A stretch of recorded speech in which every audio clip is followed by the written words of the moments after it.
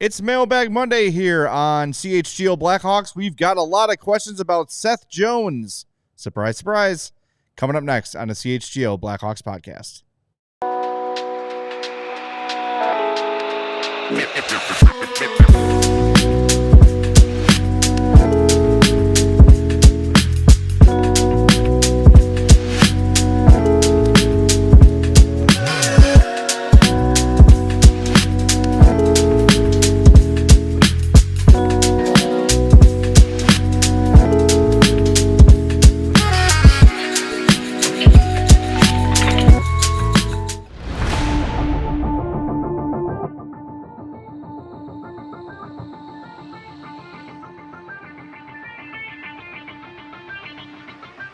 Happy Monday. Welcome into the CHGO Blackhawks Podcast. I'm Jay Zawaski with Mario Tirabassi. Sarah's here running the show as always. It's Mailbag Monday, and we do joke that a lot of the questions are about Seth Jones. You okay? Got a stinky mic over there? The microphone needs to be washed. Ooh. Are you serious? Who's burping into that mic? Is that Bragg's? That was Brad's. Yeah, because that's the third chair, and they had 3 on set today. It'll be a fun show. Better you than me, buddy. Do we have Mando as a Yeah, sponsor? Yeah, just can I put some Mando under my nostrils? Yeah, that sounds fun. Geez. Okay. That's like you put the Vicks under there. Yeah. Yeah, we do have a lot of questions about Seth Jones, but it's not going to be just Seth Jones' show. We promise you. I know people are a little bit burnt out of it and just wanted to get over with, but that will be a big part of the show. If you want to get us a question in on the chat, we're very full in the mailbag, so you're probably going to have to super chat it if you want to get one in. Even if it's $1, we'll get to it if it's a super chat, but we'll see if we see anything that tickles our fancy around here. But yeah, it's gonna be a rough one. So we're gonna get right into it. Before we do, make sure you go through the motions of smashing that like button, subscribing to our YouTube page, get in the habit of doing it all the time. And of course, if you're catching up on the podcast, we love and thank you. Follow on your favorite podcast app and leave us a 5-star review on Apple Podcasts or Spotify. All right, to the bag we go. First one comes from our members only, diehards only Discord. This is Rooney. Says, I'm back. I had to step away because this team was frustrating to no end. And when sports don't make you happy, it's okay to take a break. Yes. Talking to the chat. True. If the Blackhawks land number 1 this summer, would it make sense to draft Matthew Schaefer and trade a Korchinski or Rinzel for a more NHL-ready center? Most of the talent evaluators peg Artem Levshinov as a number 2 defenseman, but Schaefer could be Diet Makar. And I know we have a question similarly sort of following up that we'll get to after our initial thoughts on this. I don't think that they have enough proven studs. I think they have a lot of depth defensively. I'm fairly convinced Levshinov's going to be a stud. I think Matthew Schaefer, from all reports, will be a number 1 dynamic Norris Trophy level defenseman. So I would have no problem if that was the pick. Yeah, I mean, if you're first overall, and Schaefer is being regarded as that good, I think you can't draft for need. You're not in a position to do that. You're still in a position to take the best player available. And if you have a surplus, which if you draft Schaefer, you definitely would have a surplus of, offensively minded top, pair defensemen, as the question mentions, with Korchinski and Rinzel also in the mix there. I think you get to that point where you're like, we have only 6 defensemen play at a time. And like we've been saying for a while with this rebuild, is not every one of these picks, not every one of these prospects is going to turn into an NHL player in Chicago and play their entire career here. So if you have a guy like Schaefer and you have those pieces that could be moved for other, needs in the organization, you can do that. And I think if you take a guy like Rinzel or Korchinski who have gone through some progression, it's not trading a pick for, an NHL ready low or early 20s forward prospect. You're basically swapping one 20-year-old defensive prospect who's cusp of the NHL or already NHL ready for a forward prospect who would be of that would be equal value. So you're not really getting into anything complicated there. You could basically do a 1-for-1 swap with a team if they were interested. Yeah, that's definitely on something to consider. I also think too, and I'm telling you, I'm sure you're the same way. I'm sure our listeners are the same way. We're thinking about this stuff all the time. And I think like, well, maybe one day I'm like, yeah, maybe you would trade Korchinski for an established guy. But then you look and you're like, you don't know what Kaiser is. You don't know what Del Mastro is. You don't know what Nolan Allen is yet. You're pretty sure Korchinski's going to be really good. Right? Yeah. You don't really know what Rinzella is yet. He's been really good in college. He's overachieved expectations so far, but it doesn't mean it's going to translate in the NHL. I'm not in a rush to trade anybody unless it's certainly helping my team. Yeah. So it's something to keep an eye on. And look, you're gonna move on from Seth Jones at some point here, either before the deadline or this summer, it seems. So there's a spot. Connor Murphy's got 1 year left on his deal after this one, right? Yes. So he'll be gone. So another spot will open up. Like, there will be spots for all these guys. Probably buying out TJ Brody. I would hope so and think so. Yeah. So we'll see. And then there was a follow-up question, Sarah, from Matrim, I believe is the name. I can probably go find it if you need me to. It was pretty much similar on the vibe there of the question. Basically, they were saying just sell me on the idea of Schaefer as the pick. That's what it is. Sell the fans on why Matthew Schaefer is a better option than Martone or Misa. The Hawks had the worst group of forwards in the NHL. Yeah, I mean, I think it goes along the same lines of, if you have that number 1 overall pick, you don't want to be the team that passed over someone who is consensus across the board from draft analysts and prospect analysts that is the number 1 guy in the class, just to say, well, we're going to step over him because we need a forward. Well, you can figure it out later. There's going to be there's other ways to do it. And yes. You don't want to miss out on a guy. If he hits Matthew Schaefer, you're talking Quinn Hughes, Cale Makar level of guy.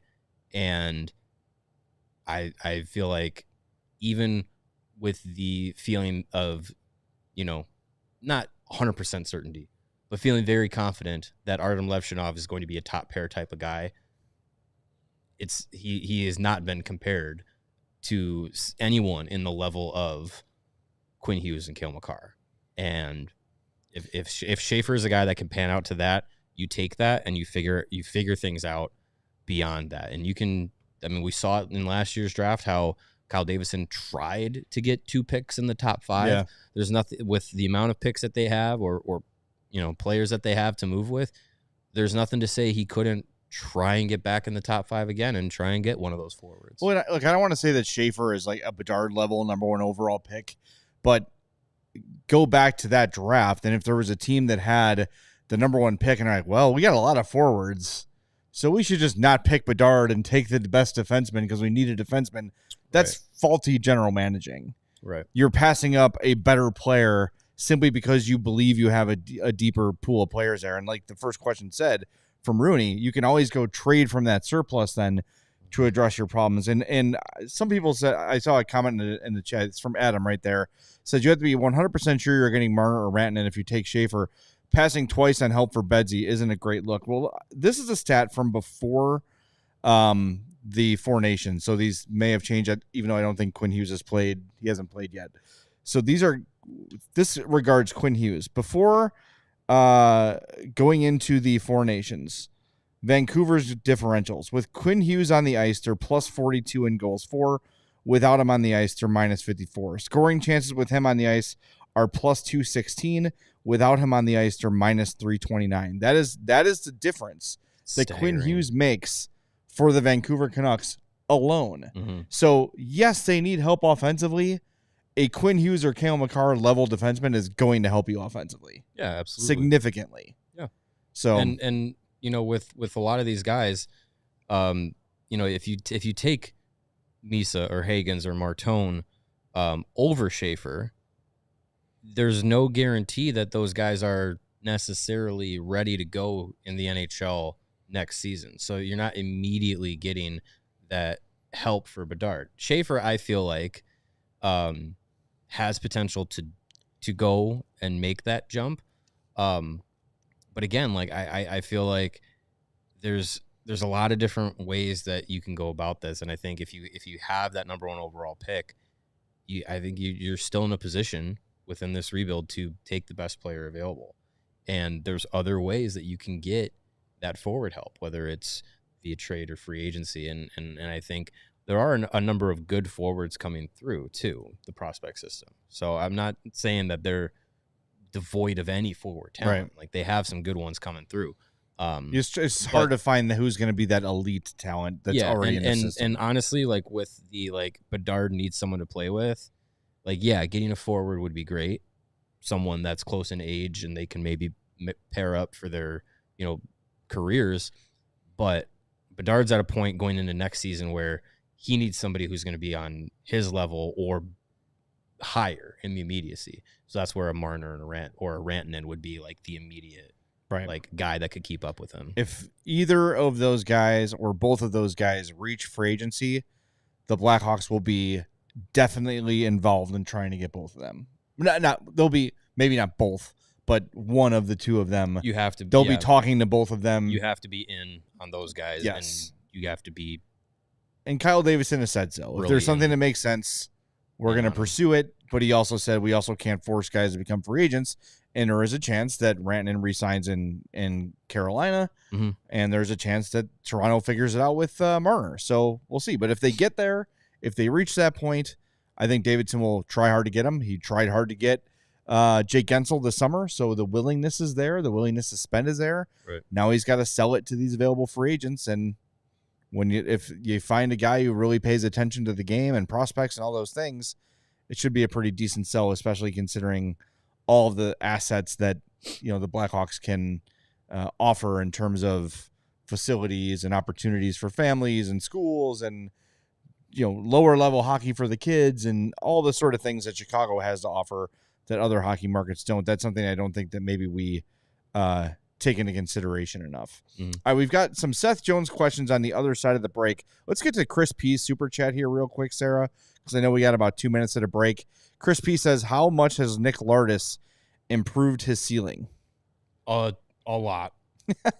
I would say a lot. So too, I mean, yes. just you look at the body of work that he's had, and I think you can say that he has been over a point per game pace the last 2 seasons in the OHL.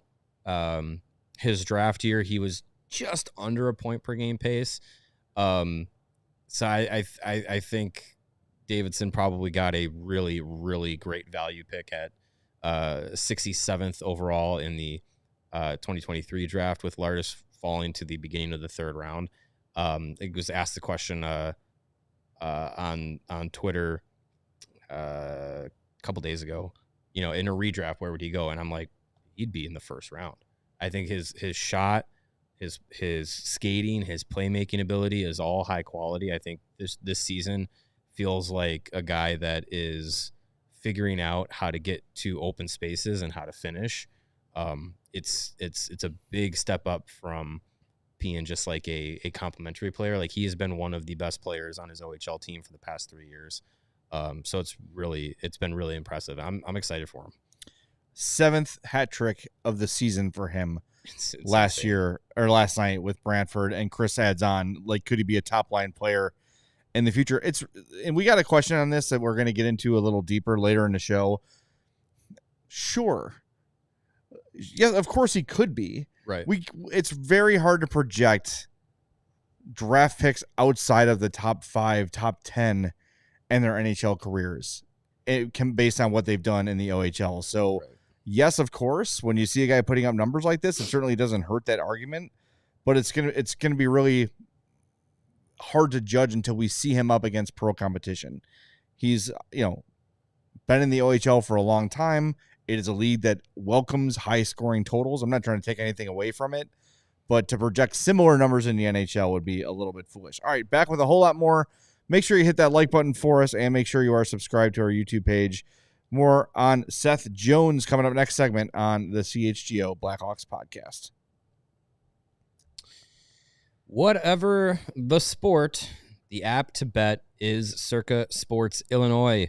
Circa Sports, it's sports betting the way it should be. Circa Sports Illinois has high betting limits, low holds, and exceptional customer service. You can bet on all of your favorite teams in every game this season, whether it's spreads, props, futures, or in-game. Circa has it. You got March Madness coming up. Who do you like? What are the bets that you're willing to make? Duke. You can do it with Circa Sports. Sounds like a good bet. Kansas. Yeah, those are... I know, Sarah. Betting the Blue Bloods is usually a good way to go in March Madness. As much as we love all the upsets and whatnot, usually those are the types of teams that are standing at the end of the tournament. And you got baseball coming up. Spring training is going on right now. Like, get excited for Chicago baseball. And do it with Circa Sports Illinois. Fund and bet like a pro from anywhere, anytime in Illinois. Download your new bookie today at circasports.com. Must be 21 or older, and if you have a gambling problem, you can call 1-800-GAMBLER. And light beer just got better. There's some on our set right there. Introducing Sam Adams American Light. It's clean, crisp, and super easy to drink. There's no gimmicks. There's no fluff. It's just amazing beer. Sam Adams American Light is not your average light beer. It's brewed with 100% American-sourced ingredients from local, independent farmers. That is light beer that is made right. We promise you're going to love it. Light beer shouldn't feel like a compromise. As you celebrate your wins on Circa, celebrate with a Sam Adams American Light, an American classic so smooth you'll want to crack open another one. It's always Sam season. Light beer just got better. Grab some Sam Adams American Light. Available now at select Chicago retailers. Must be 21 plus. Please drink responsibly. All right, let's get to the Seth Jones portion of the program. We can do that right now. We've got one from Warren Bedards. Says, I'm sure you're going to get into Seth Jones weeds, so let's start it off. Elliot Friedman said today on 32 Thoughts about Jones and Dallas, Florida, and the gymnastics that would need to be done to do that move. For someone to take the whole contract, he mentioned Columbus as a team that could take it on in its entirety. Jones also told the Columbus media on Saturday that he would enjoy playing with Werenski again if he got the chance. Do you all think this is something Columbus would be interested in doing? If so, what would you like to see as a return for it? This specific topic fascinates me. With Columbus? Yes. Yeah, I mean, they are one of the few teams that you could look at and say they can both take on the entirety of the contract with cap space and also look to be in a spot to win more now and in the future than the Blackhawks, in the near future at least. And that's what Seth Jones wants to have a chance to play in the playoffs, wants to play winning hockey, and he's got friends on that team still.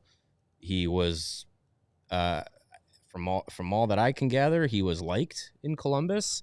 For me, if it's enough for him to see what the Blue Jackets are doing, where they're at currently and where they can go, if he believes that is better for him, that arrow's pointed up. I'm definitely open to Davidson trying to make something happen with Columbus where the entirety of Jones's contract is off the books rather than retaining anything. So right now, Columbus has $18 million in cap space.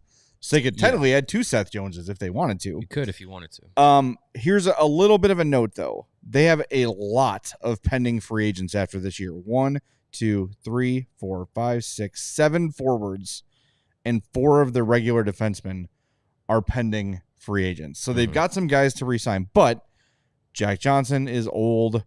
I don't know if they want Eric Gabranson back. Probably. Done. There's not a lot of guys that are like going to break the bank. James Van Riemsdyk is 35. If they want to sign him back, it could probably be for the veteran minimum again.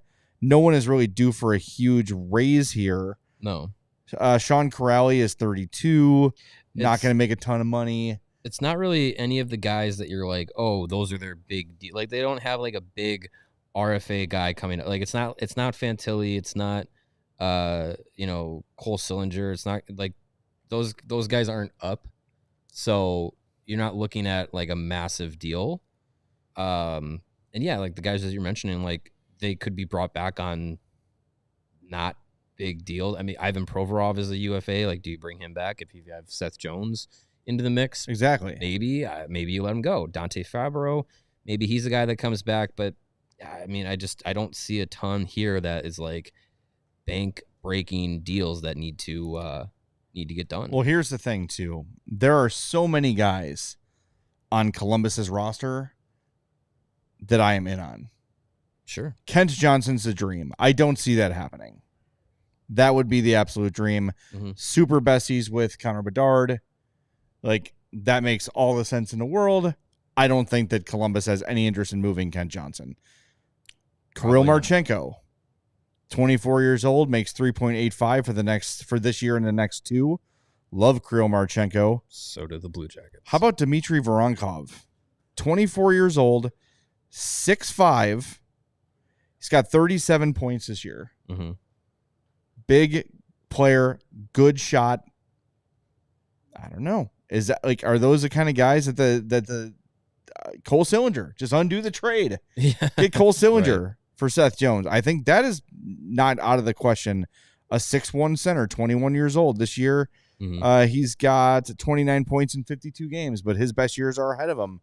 I think that Columbus, if Seth Jones feels like is going to check that box of a contender for him, makes a lot of sense. I also think for him, going to a place where the hockey spotlight is not as hot as it would be in Chicago, any of the original six, Florida looking for another Stanley Cup, Dallas, who is cup hungry. Mhm.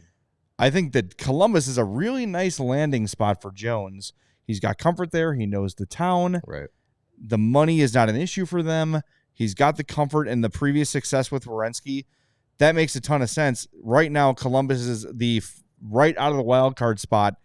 They've got 62 points. So does Ottawa, who has the final wild card spot. Detroit's got 64 points. So they're right on the cusp of wild card spot. And make no mistake, adding Seth Jones to the Blue Jackets makes them better. Yeah. He makes them a better team, because if you look at their roster, very good up front, not super impressed with their defense aside from Werenski. Right.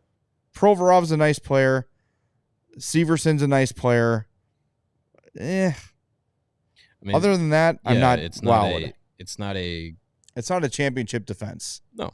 So, as we talk about with the Hawks all the time, do you trade from a position of strength forward to add and strengthen your blue line? Because as you're going in to a playoff chase and a Stanley Cup run, you need defense. You need a strong decor to win a cup or win playoff rounds. Yeah. And Seth Jones definitely makes Columbus better in that regard. I think that's a fascinating I think situation. I think it's a situation that, at least from the money side of things, which is going to be the hardest thing to figure out, that's the easiest route to go, is a team that has all that space. But I mean, part of what would probably entice Seth Jones to be there and accept a trade there for 5 years beyond this season would be the future that organization has. And if you're giving up a Sillinger or a Kent Johnson or Voronkov, like, you're giving up a piece of that future that Jones would probably be excited about in pushing the team forward. Well, that's why I think Kent Johnson is a bit of a pipe dream. That's not going to happen. Fantilli is obviously not going to happen. But I do think Marchenko, Voronkov, like, those are, I'm not underselling Marchenko, but I think that he's a little bit older than that young core they've got.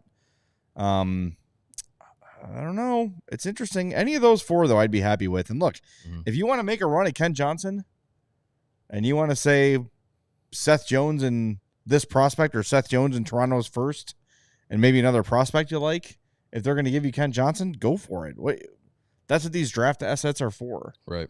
And they've got Columbus, Johnny Gaudreau decides to sign there and things look great, but now they've got cap space to address and try to fill that void, which is going to be very difficult to fill. But you add a guy like Seth Jones, and free agents around the league see the way Werenski played in the Four Nations, and Columbus starts to look like a realistic opportunity for someone to win. Yeah. In a good market, a city that loves the team, where they could still have some relative anonymity around town. Yeah.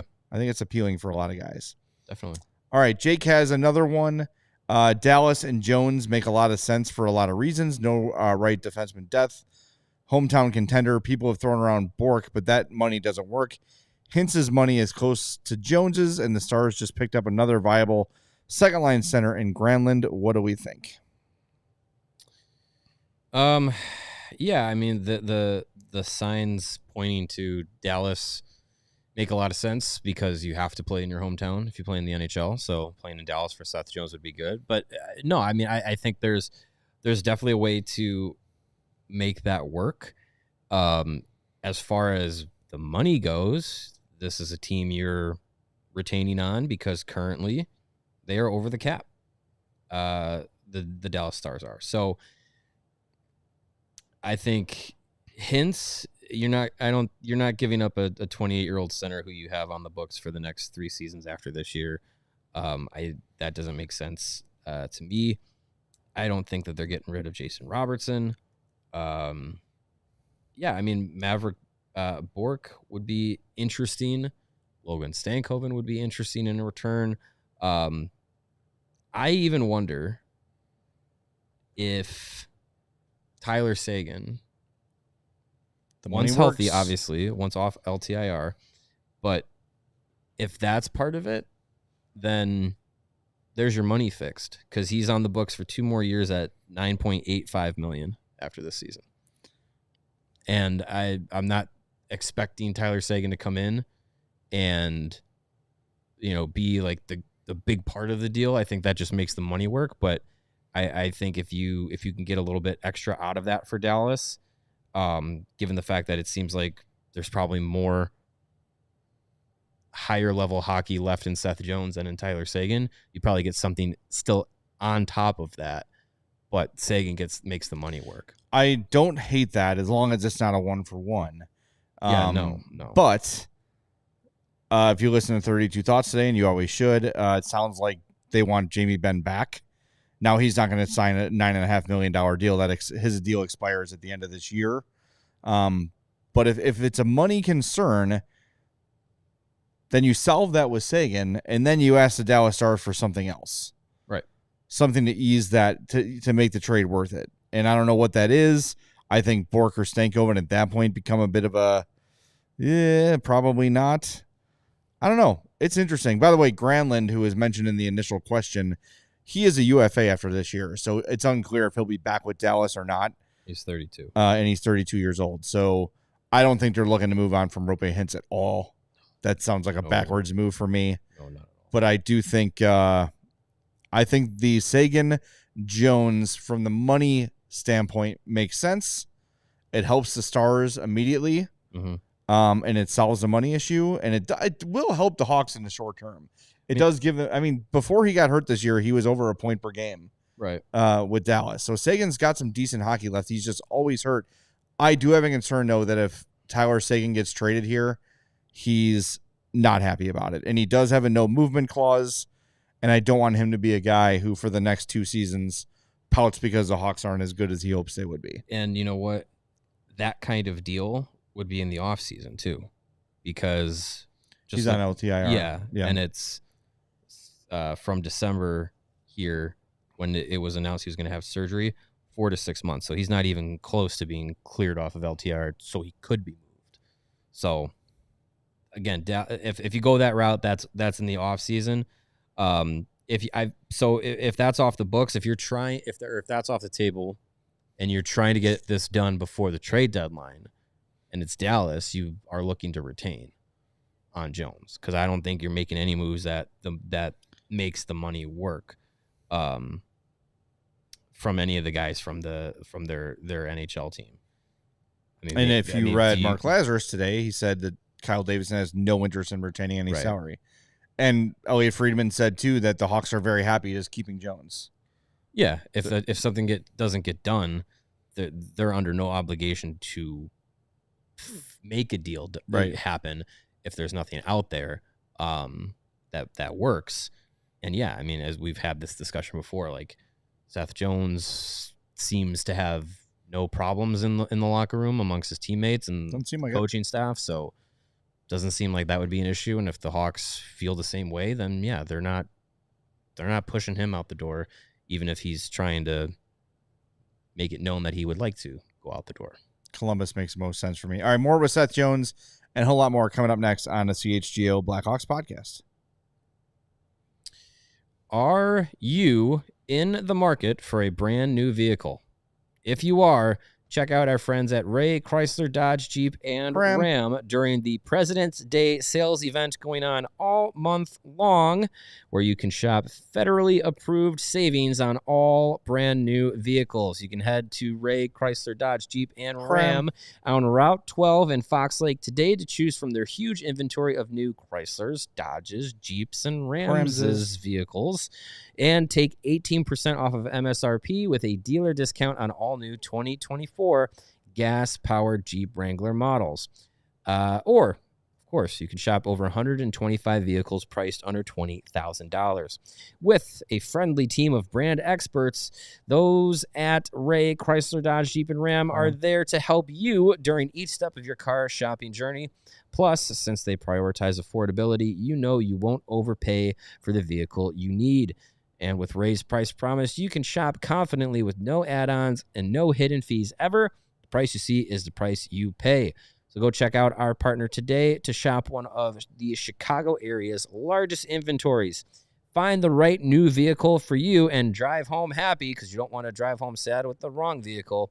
The team at Ray Chrysler Dodge Jeep and Ram is the only one that we recommend. Again, don't miss out on their President's Day sales event going on all month long with 18% off of MSRP on all new 2024 gas-powered Jeep Wrangler models.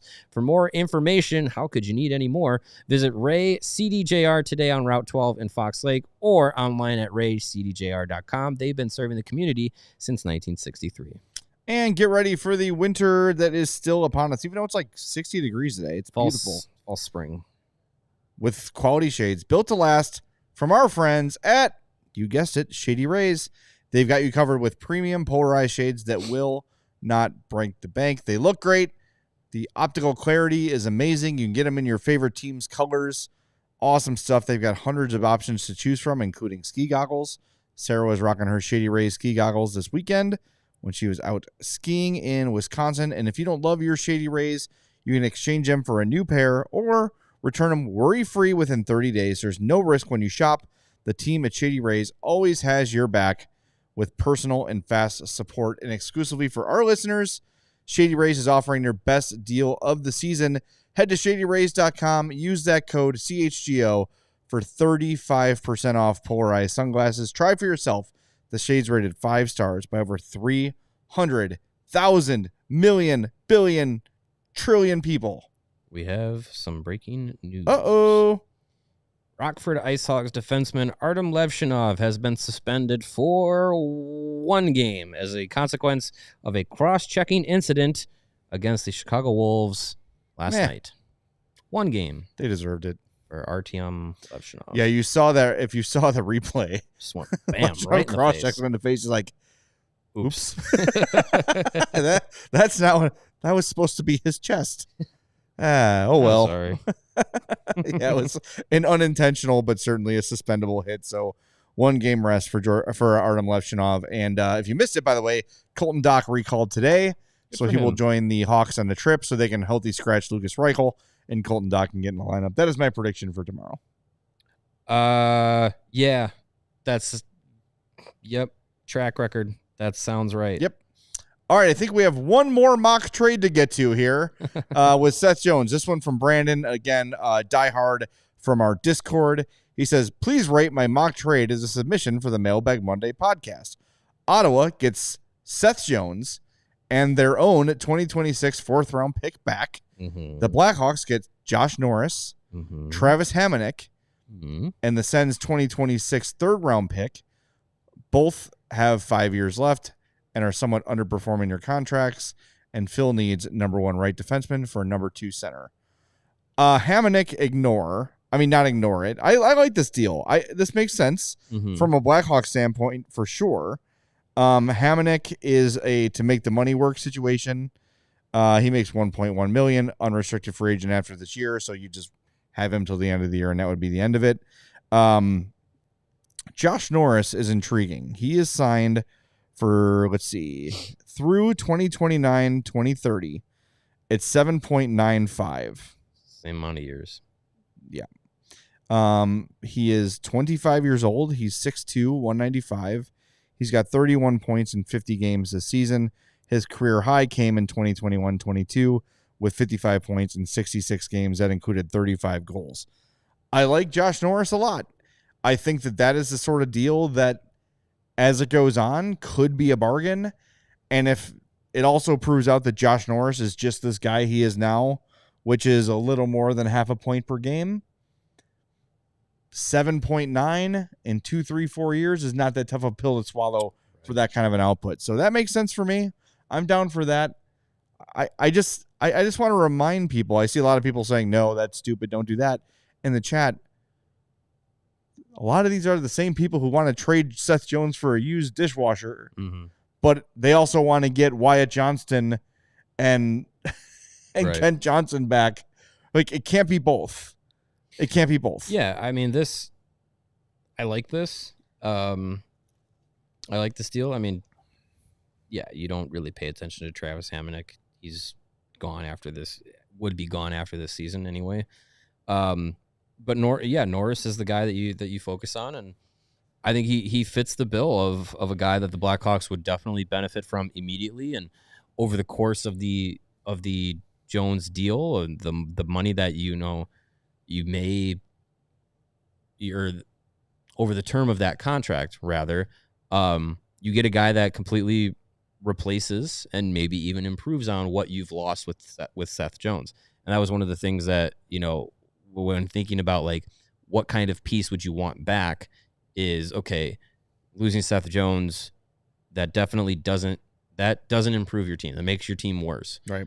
Defensively. But what can you get back from it that is going to fill that, net loss with a net positive? And Josh Norris is the guy that would be able to do that up front. I think he's a natural center, fits the bill of what the Blackhawks need, is like an actual center. And you put him behind Connor Bedard, like that pushes down some of the guys that you like, that puts Frank Nazar down or to the wing. That doesn't put a lot of pressure on these centers that would be coming up in the next year or two to be like, you have to be a center at 20 years old in the NHL right away. Yeah, like, right. You kind of take some of that pressure off of them by having a guy like Norris in that route, in that role already. So yeah, I mean, as far as grade for the trade, 4.27 out of 5. I like it. Yeah, solid. I like that trade idea a lot. A bunch of people in the chat bringing up the point that Seth Jones probably won't go to Canada. I would probably agree with that. That's also part of it. Yeah. Man, that Columbus thing just makes a lot of sense. I really like that. But I mean, you look at Ottawa, like that's one of those teams that just feels like it should be right in that spot where it's just like, Jones makes them better. Losing Norris sure hurts, but you bring in a guy like Jones to a defensive group that has Thomas Chabot and Jake Sanderson, like that's an improvement. They should trade that bum and awful player Seth Jones for Jake Sanderson, and if they don't, they should fire Kyle Davidson. Yeah, sure. Yeah. Should we do the Florida exercise too real quick, because while we weren't asked specifically about that today from our viewers, that's another team that has been tied to Seth Jones. That's very interesting. They don't have a lot of cap space, obviously. I'm trying to see where that money could be made up. Well, Elliot Freeman was talking about it today in that segment from 32 Thoughts. He kind of mentioned the fact that Matthew Tkachuk injury right now. Don't know if he'll be available before the end of the season. What the timeline is on that. If it is one of those things where he's out until the playoffs start, conveniently, yes, he makes $9.5 million, same as Seth Jones. And once you get to the playoffs, the salary cap doesn't exist. And they have guys coming off the books like Sam Bennett. You have, who else was that? Semiskevich is an RFA. Well, and you have Aaron Ekblad too. Yep. So you kind of got to figure, you figure out what you're going to do with either of those guys. But if neither of them come back, Mackie Semiskevich is due a new RFA deal.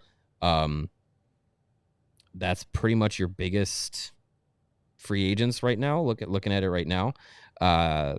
So if you don't bring back Ekblad, well, you have Seth Jones.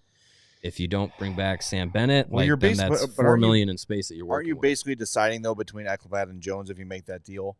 Essentially. So you've locked up Gustav Forsling for a long time. You have Dmitry Kulikov through 2028. So I mean, if you'd be saying, okay, yes, Seth Jones over Aaron Ekblad, basically. I mean, I guess this depends on what you feel like you need. Both right shot guys. It's hard to say one is better than the other. I think a lot of people right now would yell, Ekblad's way better. Ekblad's on a way better team too, so that's a big part of it. I think 26 points. They're comparable. 50 games this year for Ekblad. Yeah, Seth Jones is not much different than that, right? I don't know. It's the stats offhand. That's an interesting one. Seth Jones is at 26 points. Versus 26 points in no, where am I at? 26 points in 40 games this year. Yeah. And Ekblad 26 and 50. So statistically per game, Seth Jones is doing better. Right. I don't know. It's interesting. That's going to be, of all these scenarios we've discussed, I think getting Seth Jones to Florida will be the most difficult in terms really of challenging cap and in terms of what they really have coming up. I just want them to trade for Wilmer Skoog because I think it's a great name. I don't know anything about the player. Sure. But Wilmer or Vilmer Skoog has to be a Blackhawk. I believe he played at Boston University. That's the greatest name. I remember seeing that ever. name, looking up Ryan Green information. Skoog was on there. Vilmer Skoog. Why not? Great name. All right. Next, we go to Spankster the Gangster, who replied to our video where we were listing we were talking about the prospects who are on the way. This was after last night's game. Sarah made a video about it, and we're naming Lardis and we're naming Renzel and all these people. And he says, future pieces. I kept waiting for something to chew on this video about who is going to flourish and help turn this team around. Lol. All I heard was bodies and names. Whom can we expect to excel and when? I'm still waiting on Bedard to show me generational talent. Okay, so basically what he's saying is tell Spankster the Gangster wants to know precisely how every Blackhawks prospect is going to perform in the NHL. Okay. Mario, the floor is yours. Well, and we're going to save this, and if you're wrong, we all know that the 2028 Stanley Cup Championship Blackhawks roster is made up of all 100% draft picks and all in-house talent. Yes. To entertain the question, I think you've seen things from some of the players that we mentioned last night, Frank Nazar and Alex Vlasic in the NHL, proving, they belong there. And Vlasic already has done so to the tune of getting a new contract. And was in the conversation for Team USA in the Four Nations. Yeah, and was already like on that path. This isn't like he got a new contract and wow, now this year we had already seen that, and he's doing that at 22, 23 years old. Frank Nazar's doing it, just turned 21 last month. You have Kevin Korchinski excelling in the AHL, and he's had a full season in the NHL already. Now he can come back on the upswing. You have Sam Renzel, who's in college, who's in the Hobey Baker conversation as one of the best players in college hockey. You have Oliver Moore, who's excelling in Minnesota. Is he 2 points per game in college? No, but he's a guy that a lot more of his game translates outside of the stat sheet.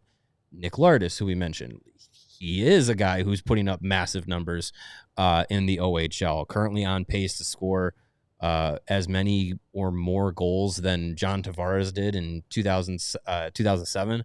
John Tavares turned into a pretty good NHL player. There's a lot of guys that, it's like, oh, these are just names and body.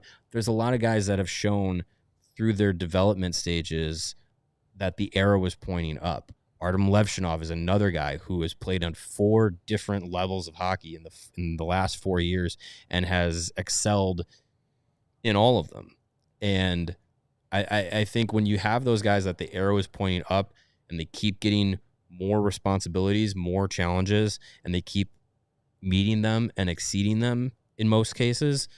That's the positive things that you can take away as they get into the professional levels and then eventually into the NHL. It's not an overnight success, and it takes some time, and that's all part of this rebuild plan that Kyle Davidson has brought to the Blackhawks and that we've been discussing and watching and following for the last few seasons. We're now at the point where this first wave of this rebuild process is hitting the NHL and is making strides in the AHL. And that's what you got to remember is that this is the first wave. Right. Bedard did not end the rebuild. No. And the rebuild, as some people, I think from more or less outside, out of town perspective will be like, wow, they've already been rebuilding for 5 years. It happened right after the Nashville sweep. No, it did not. No, it didn't. It very much did not happen after that time. So, when people are like, oh, they've been rebuilding for years. No, they haven't. They just have been unsuccessfully trying to, on the fly, keep a semblance of the old Blackhawks together, which then got dismantled once Stan Bowman was out of the organization. So it takes some time, but each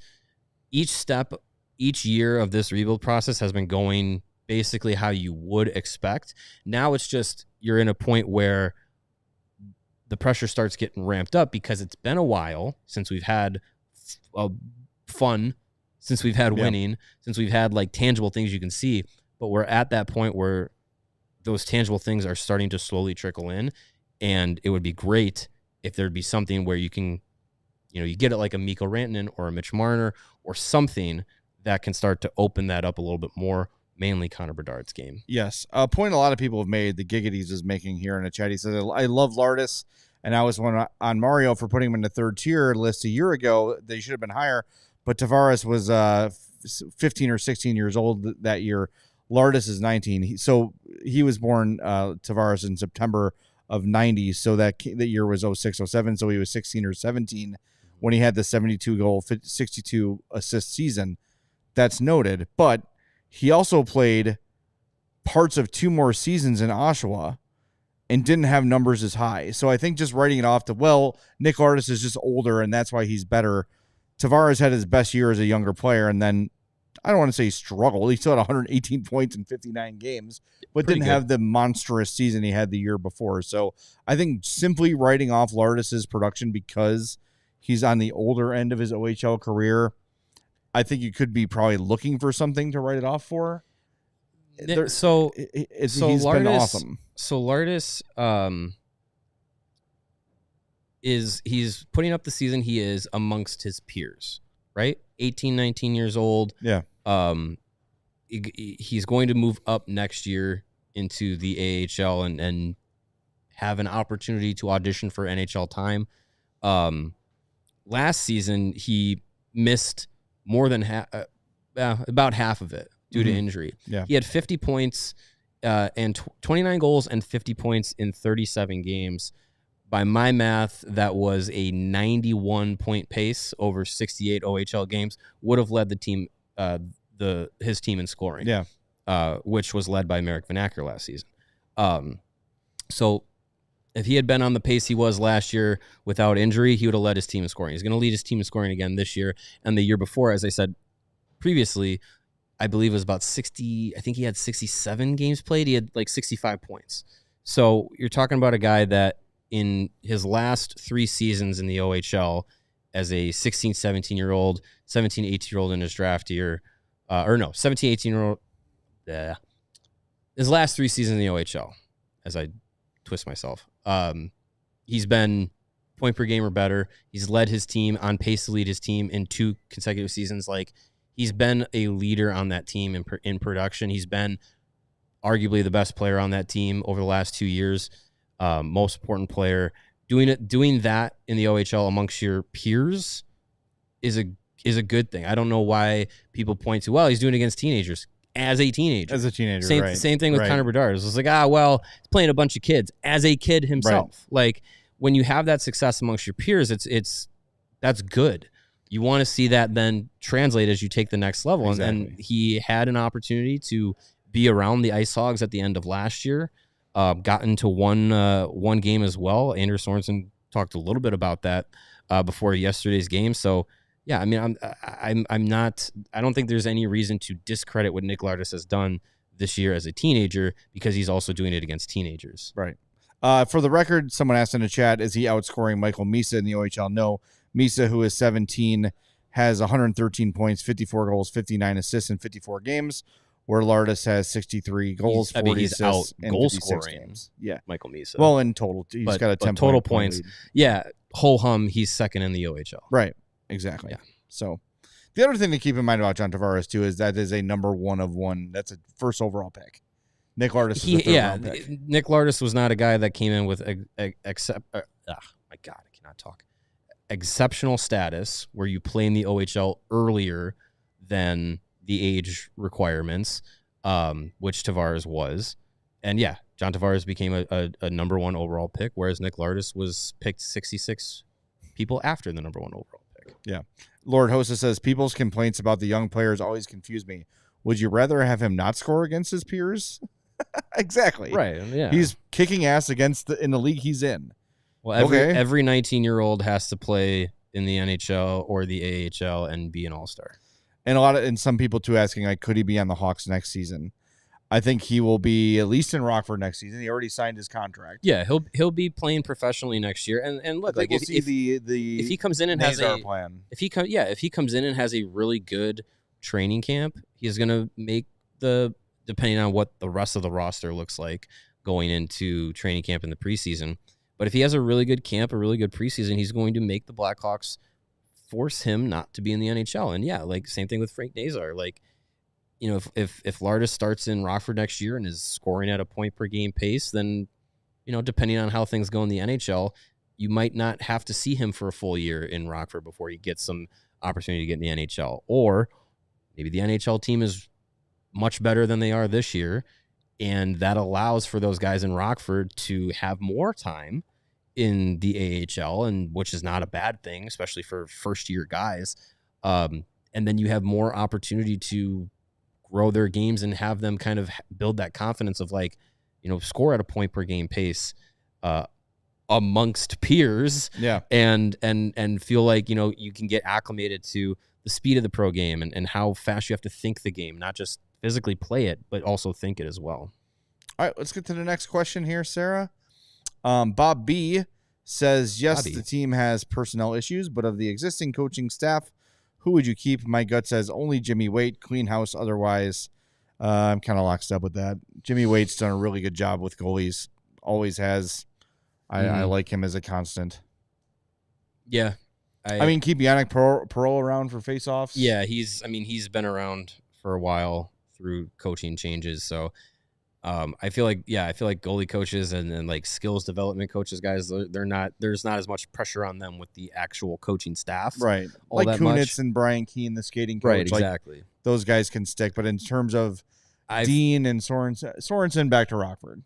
Well, yeah, Kyle Davidson has said as much. I think you go with a new head coach from outside the organization and allow them to pick their staff. If they want to keep any of the assistants around, fine. Don't force it. But yeah, I would say I'm completely open to a new staff, top to bottom, outside of those guys we mentioned. All right.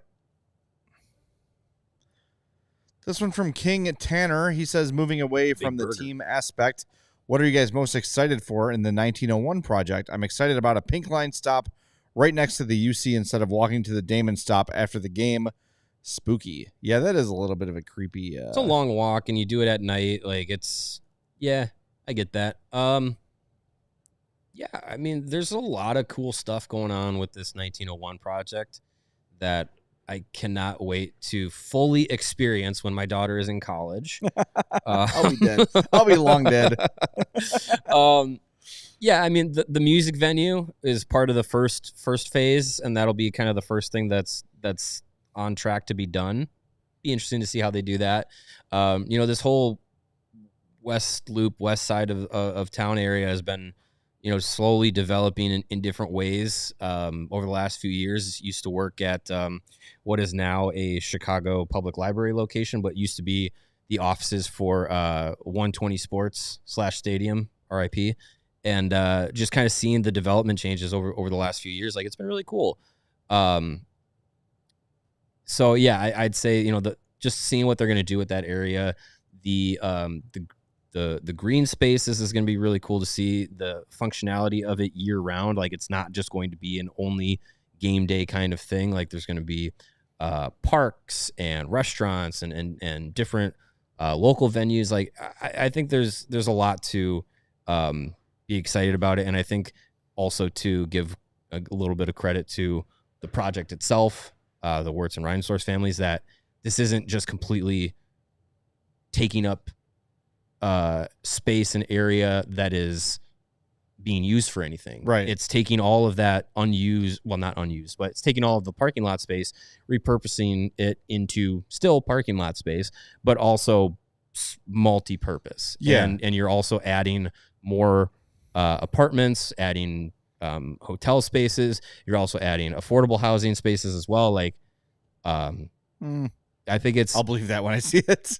that's all part. I mean, that I know, you but just go off of the affordable plan, is air but quotes when established by Danny Wirtz and Jerry Reinsdorf. Well, no, it has to fit into what is technically affordable housing for this area. So, and that they're designating some of that. I'm not saying all of what they're building is affordable, quote unquote. But I think it's good for the area, good for the community. I think it'll add a lot to the surrounding area around the United Center. Hopefully the Bulls and the Blackhawks provide some fun nice game day experiences to also then enjoy around that area. But yeah, the first phase of it is the music hall. Interesting to see how that pans out because, as you well know, the Chicagoland area music scene is bustling and booming. Yes.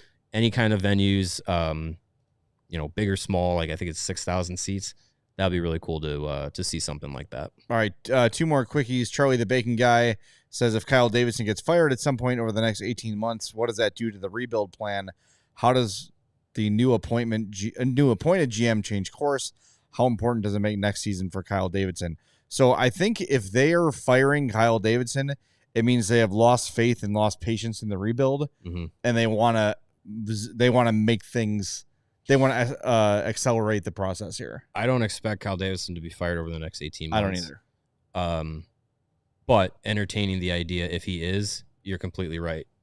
It is because you don't give Davidson the keys to the organization when he's laying out, this is a rebuild. We're going to completely change things. We're going to build through the draft, completely retool the prospect system. You're not doing any of that without the idea that this is going to take time. Yeah. And if they get impatient with it, or they're like, none of these guys are panning out, they're all busts, and they sound like, a section of the fan base on social media, then yeah, you probably completely change course, bring in a GM that might be a retread, and you say, okay, open game, trade anybody in the prospect system, any picks you want, any prospects you want or don't want, move them for pieces now. We need to win now. And I think that completely changes the direction of the organization. And I mean, you can try. You might fall right in the middle. The only scenario I could see where Kyle Davidson loses his job in the next 18 months, and it's a sliver of a chance, is if whoever this new coach he hires is a complete and unmitigated disaster. If the next coach is a flop, then I think that seat is from lukewarm to blazing hot. Yeah. Because he's got to get this coaching thing right. And we did have a question about, maybe we can get to this on Wednesday's show, about coaches who don't have NHL experience who might be in line. I did some research on that, talked to some people, did some digging, and I've got a list, so we'll get to that on Wednesday's show. But this coaching hire is massive. And I also think a swing and a miss offseason this year for Davidson, that puts the seat from lukewarm to hot. And then a bad coach hire goes from hot to scorching. Yeah. So, yes, this is a massive, massive offseason for Kyle Davidson. This team has to be significantly better. Maybe not better in the standings because they're going to be younger, but there's got to be more light at the end of the tunnel after next year. Your position in the NHL cannot start with the number 3 unless it's third That'd be great. Like you cannot be down here again next year. Correct. All right, we've got one more we want to get to. This is from C-Landy 98 or C-Landy 84, whichever you prefer. Is this all going to be worth it? Yes, hop on the ride. That's the ultimate question. And look, like you can look at, ask yourself, if you're an Oilers fan, has it been worth it? They haven't won a cup, but you've got McDavid, you've got Draisaitl, you've had long cup runs, you've had game 7s. You just haven't gotten it done. Was it worth it to go through that tough rebuild they went through? I think most would say probably, because they've got exciting as hell hockey every summer. Mm-hmm.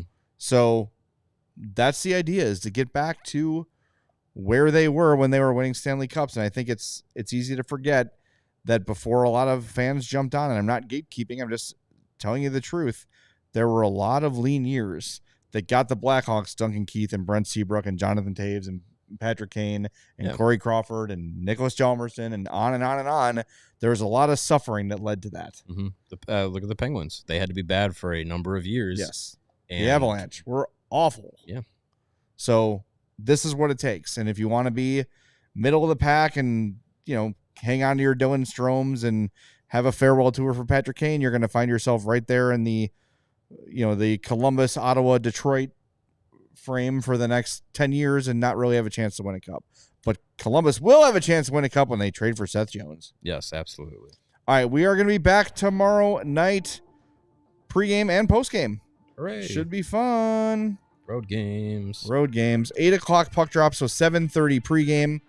And then Thursday they're in Vegas for a 9 o'clock start, so late night games coming up. But join us tomorrow at 7:30 on the pregame show. I was saying probably the postgame show will be at 10 p.m. at night, 11 p.m. at night. Yeah, probably 9:45 or 10, I would say. Yeah, 8 o'clock puck drop. Post game will be like 10:30. Yeah. Games are about Drink your coffee. Right. 2:20, 2:30, yeah. 2 hours 20. Coffee, matcha, whatever you need. Ugh, matcha's terrible. I love matcha. Tastes like a diaper. Caffeine doesn't affect me anymore. I'm very scared. I've seen that. You have like 3 your coffees a tolerance day. is your tolerance is too high. I'll finish like a 16-ounce coffee and then take a nap. There's only one place That's to go, because your buddy. tolerance is too high.